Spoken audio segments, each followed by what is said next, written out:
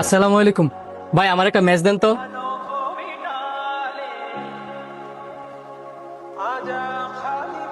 Match লাগবে আপনার? দাঁড়ান দিতাছি।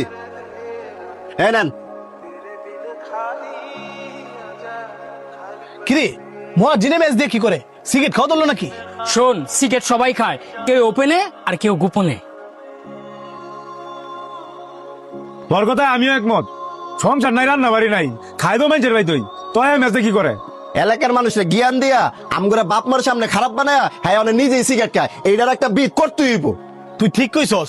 ম্যাচ যদি আর অন্য কোনো কাজে লাগতো তাহলে আমি মসজিদের দিকে গেলে হইলে নদীর বাড়ি দেখে গেছে লিগা। আয় আমরা গিয়ে আজকে হাতে নাতে ধরি। আয় সবাই। হ্যাঁ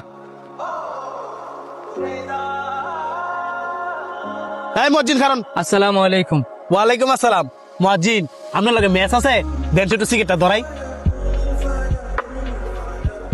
ম্যাচ আছে, তবে সিগারেট খাওয়ার লেগে দেওয়া যেত না।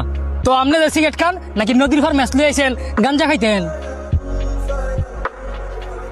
আস্তাক ফিরুল্লাহ, আপনি এসব কি কইতাছেন? এত সাধু সাইজেন না। আপনার সম্পর্কে আমগো সবার ধারণ হয়ে গেছে গা। মানুষের সামনে ভালো সাইজে থাকেন, তলে তলে সবই খান। আপনারাই আমরা ভালো জানতাম, মাথায় টুপি দিলে যে হুজুর অজানা এটা আপনি প্রমাণ করে দিলেন। আমারে ভুল বুঝতেছেন? কে আর ভুল বুঝতেছি? আপনি যদি কিছু নাই খান তো সবসময় লগে ম্যাচ রান গেল লিগা। সব সময় সাথে ম্যাচ রাই কি কারণে? ফাফের ভয়ে। ফাফের বয়ে? ফাফের ভয়ে। যখনই আমার মনে হয় আমি কোনো ফাপ কাছে লিপ্ত হইতেছি, তখন এই ম্যাচটা ধরাইয়া আমি আগুনের তাপ অনুভব করি।